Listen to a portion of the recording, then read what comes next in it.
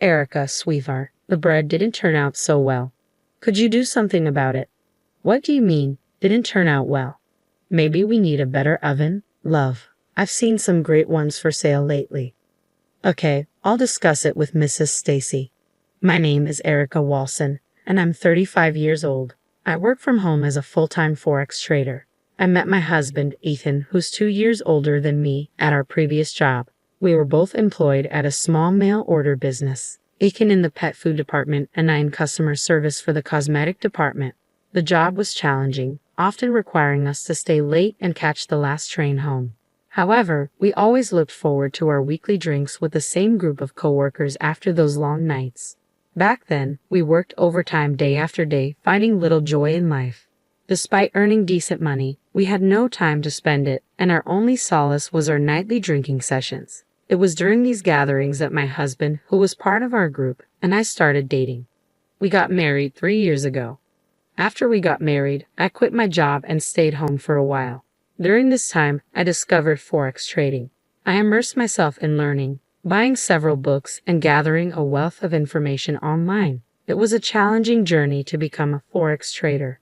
I invested in a computer for trading, opened a trading account, and dedicated several months to studying Forex, practicing with demo trades, and trading small amounts of money.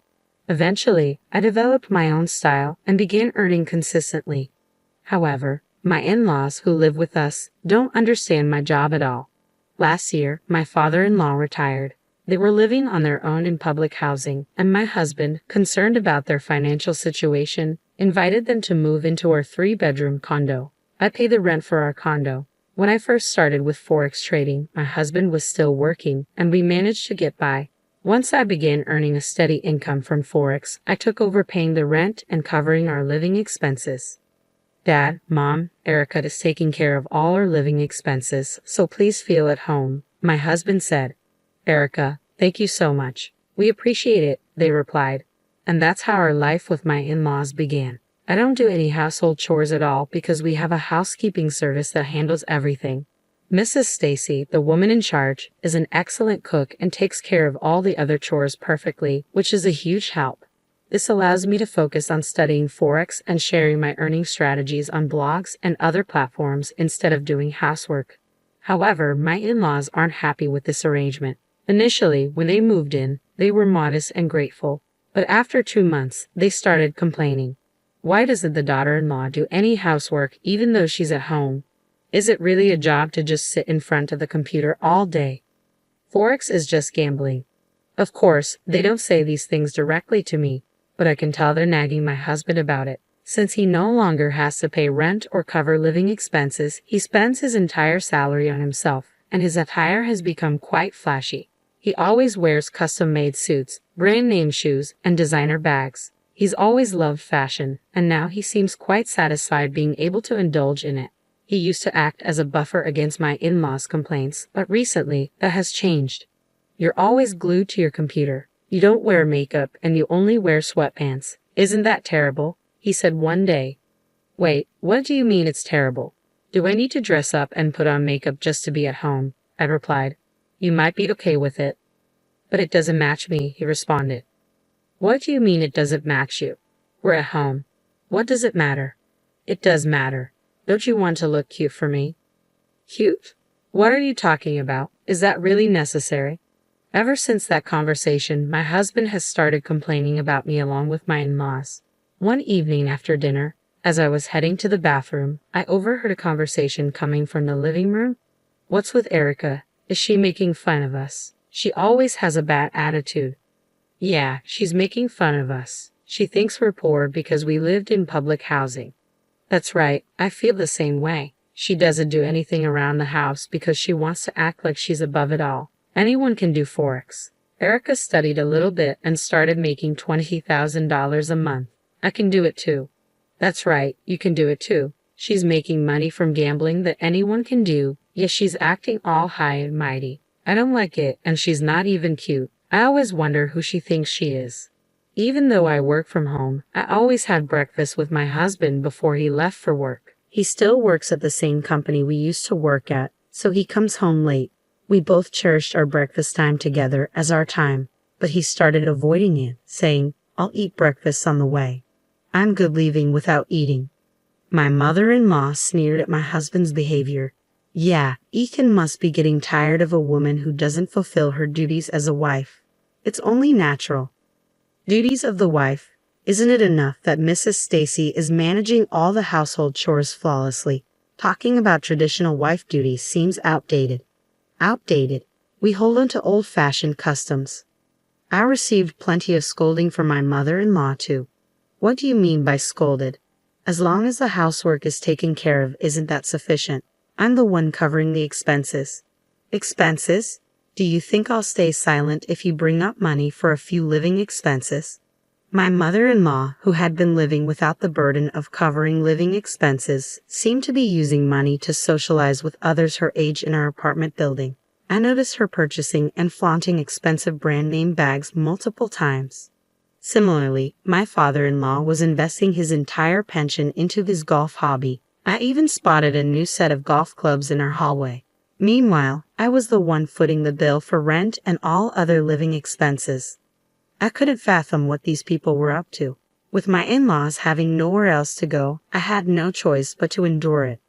About a month after Ethan stopped having breakfast with me, his business trips became more frequent. He claimed to be involved in a new business venture, considering importing LEDs from Korea, which led to a significant increase in his trips there. He mentioned another trip scheduled for the upcoming weekend. During one of Ethan's absences, I decided to have lunch with my friend Lily at a nice Italian restaurant we had previously visited with Ethan.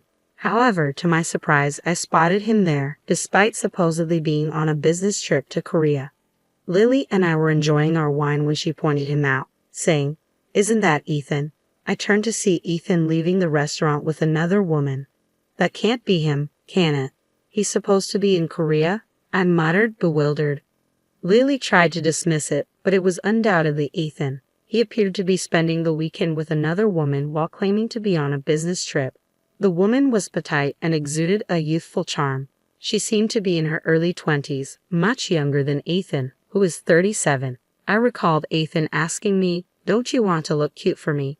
It became evident that Ethan was being unfaithful, so I decided to hire a private detective to investigate him on Monday.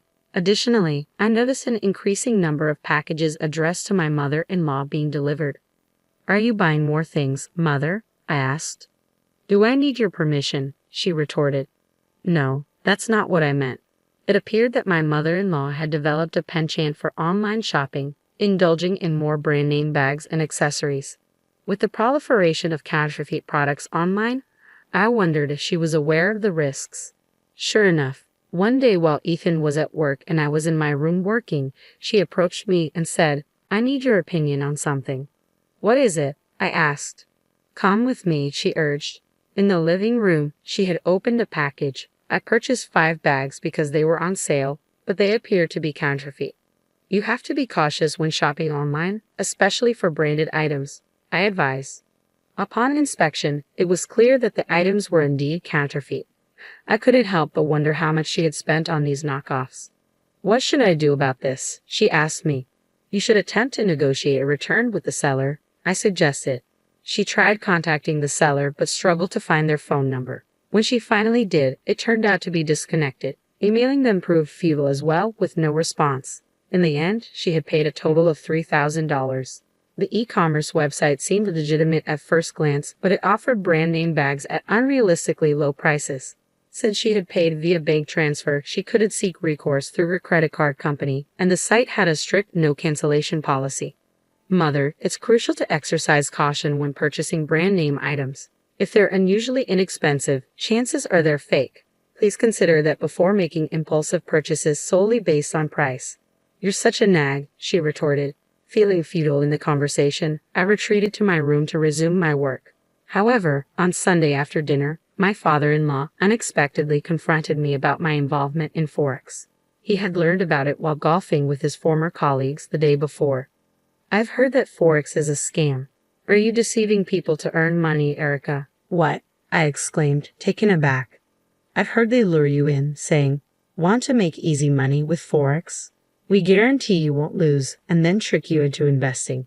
Your Forex activities must be a scam too, my father-in-law accused. No, I'm not persuading anyone to invest, I defended. You think you can deceive me just because I'm not tech-savvy, he challenged. No, I'm not trying to deceive you, I insisted. Do you think your father-in-law suspects you're engaging in fraud because you're making money so effortlessly? He pressed. It's not effortless. I've explained this to you numerous times, I countered. You're raking in all this cash with minimal effort. Naturally, it seems easy. Meanwhile, I'm toiling away at the company, striving to develop new ventures, he lamented. What?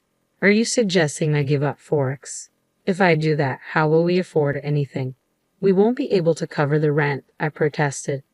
I can cover the rent, at least, my husband interjected. They failed to realize that our entire lifestyle here is sustained by my earnings as a full-time Forex trader. Yet my in-laws and husband persist with their opinions. The following day, the results of the infidelity investigation I had commissioned for my husband arrived. As expected, he was guilty. He had been having an affair with a woman 12 years his junior, aged 25. She was a colleague who joined the company after I resigned, so I didn't recognize her. However, it seemed he had indeed traveled to South Korea for business on several occasions. I spent the next few days grappling with the investigation's outcome. How should I confront this? It's inevitably leading to divorce. That evening, after Stacy from the housekeeping service had prepared dinner and departed, my mother-in-law broke the tense silence. Erica, after discussing it with Ethan and your father-in-law, we've come to a decision. We're not comfortable with you being here. We want to live as a family, just us. Please leave, she stated firmly. My husband hadn't returned from work yet. We don't want to rely on money earned through deceitful means. Your attitude, acting as if you know everything, is not appreciated. This decision was made after a thorough discussion with Ethan. Erica, we need you to go, she reiterated. I felt an unexpected sense of relief. All right, I replied calmly. The absence of my husband at that moment made it clear that any remaining feelings for me had long dissipated. It dawned on me that I had never been obligated to care for these individuals in the first place. That day, I packed my belongings and relocated to a hotel temporarily. Shortly after, I initiated divorce proceedings upon uncovering my husband's infidelity. Securing alimony, I leased a cozy one-bedroom apartment suited for solo living and settled in. I transferred the lease of our original apartment to my husband's name. About 4 months later, I received a message from my ex-husband. He expressed a desire to discuss something important and requested to visit my new apartment. When he arrived, to my apprehension, he was accompanied by my former in-laws. Erica, I'm sorry. Please come back and live with us, he pleaded. Suddenly, my ex-husband broke into tears. What's wrong? What's happened? I asked, concerned. Without looking up, he choked out, We can't afford the $4,000 rent, and we're facing eviction. We have nowhere else to turn. Erica, please, we need your help. What happened exactly? According to my ex-husband, after I left the apartment, he ventured into a new business endeavor called LED Import Sales, importing specialized LED lights from a manufacturer in South Korea for use in factories and hospitals. Unfortunately, the lights turned out to be severely defective. Recipients reported that the sockets of the LED lamps were detaching, posing a danger of the bulbs falling out and rendering them unusable. Consequently, all the LEDs were returned. Despite attempts to reach out to the South Korean manufacturer, language barriers and vague contracts prevented any resolution. The venture proved to be a colossal failure, resulting in substantial losses. Eventually, he was compelled to resign. What was he even thinking? I muttered to myself. Subsequently, he decided to pursue a career as a full-time Forex trader himself, using what little savings he had left to purchase a computer and start trading. However, lacking proper education and experience, he made a significant trade that ended in disaster, swiftly depleting his savings. Meanwhile, my ex-father-in-law attempted to invest his remaining savings in the stock market to augment his funds. Unfortunately, due to poor timing, his efforts ended in failure. With their finances in shambles, they found themselves unable to afford rent or secure alternative accommodations, leading them to come to me, kneeling in desperation. But we're already divorced, aren't we? I reminded them. Yes, we are. But please, we need your help. I'm begging you, my ex-husband pleaded. What happened to your young girlfriend? I couldn't resist asking. After I lost my job, I lost touch with her, my ex-husband admitted. Well, it's not surprising she wouldn't stick around for someone who's lost their job, I remarked. Erica, you're the only one I want now. Let's give our marriage another chance, he pleaded. That's right, Erica. We realize now that we misjudged you. We're truly sorry, my ex-in-laws chimed in earnestly.